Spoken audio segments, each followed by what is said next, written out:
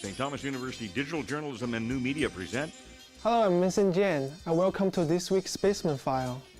Our top stories are: today we take a look at the Wilmot United Church and the glamour of fair trade items. The maritime winter is no joke, and people in the shovel game have something to say. While many shoppers are out on Black Friday checking off their list, many Frederictonians has begun their shopping a week earlier in the 10,000 Village Craft Festival in Wilmot United Church. Customers could buy fair trade items from pottery and glassware to woven basket and children's toys. Angela Bosse has the story. Fair trade isn't just for coffee and chocolate anymore. 10,000 Villages is a non-profit organization that brings the feeling of a multicultural bazaar to communities all across Eastern Canada. They buy products from close to 100 artisan groups in more than 30 countries. Then with their network of stores and community-based festivals, they help bring fair trade products to consumers in North America. This is the 16th time 10,000 Villages has come to Fredericton. Sarah Bunnett is the manager of the 10,000 Villages warehouse and store in Pettit-Kodiak. We find the poorest of the poorest, the ones that cannot get it any other opportunity. So we find what they're good at making. A lot of these are traditions that are handed down from generation to generation. So these are sometimes ancient crafts, and they make their crafts. We give them a fair wage, and they were able to support their family. And there certainly is lots to choose from. From lacquerware riverstones from Vietnam, to decorative gourd birds from Peru, woven baskets from Ghana, pottery from India, and hats and gloves from Nepal. You can shop the whole globe. Bunnett said giving small communities the opportunity to buy fair trade helps bring everybody to an equal playing field, as well as being better for the environment. It makes a huge difference knowing that there's a person behind each product. The variety of crafts means there's something for everyone. Whether you are looking for a gift for your grandmother or cute handmade toys for your nieces and nephews. I come every year. Joyce Shirella lives in Fredericton. She says she comes to the Fair Trade Festival because she wants to support the countries that produce these goods, and because she can find gifts unlike anything you can find at regular stores. I like the uniqueness and the designs, their patterns, and you won't find this anywhere else, any of these products here. If you're looking into buying fair trade for the holiday season, or want to learn more about the products or artisan stories, you can go to 10,000villages.ca. There you can find information on upcoming festivals in your area, or you can order directly from their online stores. For St. Thomas Journalism, I'm Angela Bosse. Black Friday has come and gone, and the deal has kick-started the holiday season. People brave the crowd at the Regent Mall in this weekend to get the on-sale items.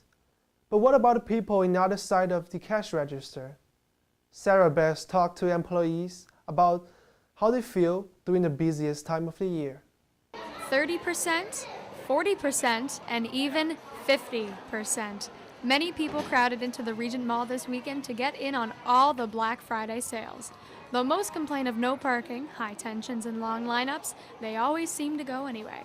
But what about those who have to be there, whether they want to or not? The staff members. They break in. Busy. Mall is crazy. Parking is the only thing that really everyone complains about. Other than that. What about the lines and stuff? I work, so it doesn't bother me. But the lines get pretty crazy sometimes.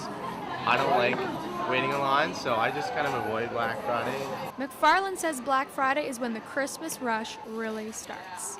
Like we have a Christmas playhouse usually going, and then the mall is always decorated, so everybody gets really excited and very agitated at the same time. So. Flashy signs were everywhere, all over the mall, all weekend. Over the 3 days the deals were on, employees say the crowd barely let up. This puts pressure on staff, but employees like Lexi Keast don't seem to mind it at all. Well, everyone's kind of crazy mode, shopping for Christmas, but they're looking for good deals, but everyone's pretty happy in the end once they find what they're looking for.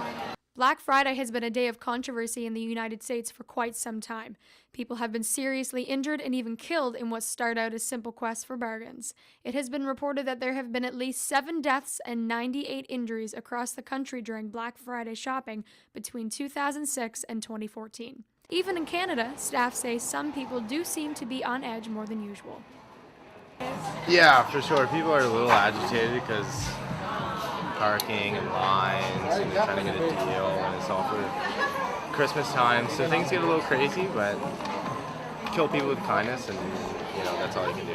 At the end of the day, much of the Regent Mall staff considers themselves lucky to still have a smile on their face, gearing up for the month ahead. Whenever I start getting excited because deals and everyone gets a lot of their shopping done that day to get all the deals, right? So definitely puts people in a great mood and Christmas spirit. And Vincent, I do know that even the most positive of staff members are glad to have a little bit of a break after this past weekend to gear up for the next month until Christmas is over for another year. So here's wishing the best of luck to them. Back to you. The International Student Association of St. Thomas University held a very tasty event on last weekend. The International Cuisine dinner has attracted food lovers from around the world and brought people together in OC Lounge at St. Thomas University. Cuisines from every continent were presented on hot trays with people in line who couldn't wait to feast.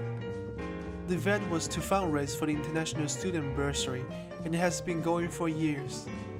Before the dinner started, 2 students have volunteered to sit in front of tables as the appetizer before serving the main dishes. The stew Isa has brought the taste of home to the internationals and diversity back to the communities. The government announced Tuesday that starting this May, the reimbursement of marijuana for veterans has dropped to 3 grams per day from 10 grams. According to CBC, a veteran who served in Afghanistan says the government's interference in this issue has a huge impact on his well-being and could lead to serious consequences. As many New Brunswickers know, the winter in the Maritime could be very unforgiving. Preparing the winter is a guessing game for people who don't know when to take out their shovels and put on their winter tires. Troy Glover has the story. The winter season is upon Fredericton and the surrounding area, but there is one thing that hasn't stuck: snow.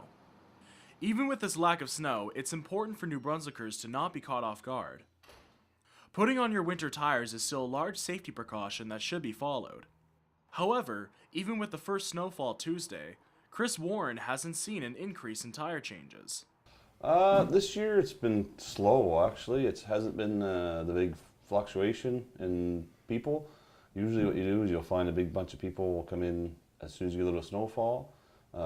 As of this year, it hasn't hit yet. We haven't got the big rush of tires.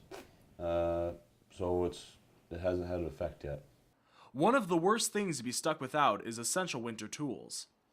Important items to have during the winter time are shovels and salt for driveways, walkways, and steps. And ice scrapers for your car so you can leave earlier to grab that morning coffee. Claude Cote still thinks New Brunswickers should be prepared even with the lack of snow or storms. Oh, definitively. Actually, winter in the Maritime, so definitively have some significant snowfall, snowstorms, and some of them will probably cause some blizzard conditions, so reduced visibility, significant snowfall amounts, and very strong winds. So people always have to be cautious and check on the weather forecast. Environment Canada issues a detailed weather forecast for a period of 7 days, so that allows for appropriate planning and keeping people safe in the province. Though it may seem mild, New Brunswickers shouldn't underestimate this coming winter season because the province's weather does have a way of surprising many. So get out those shovels, get out that salt, and especially get on those winter tires because this coming winter season is still up in the air. I'm Troy Glover with St. Thomas Journalism. Well, that's a wrap for our stories on this week's Basement File. If you miss a newscast, you can always check out our website. For St. Thomas Journalism, I'm Vincent Jane. See you next time.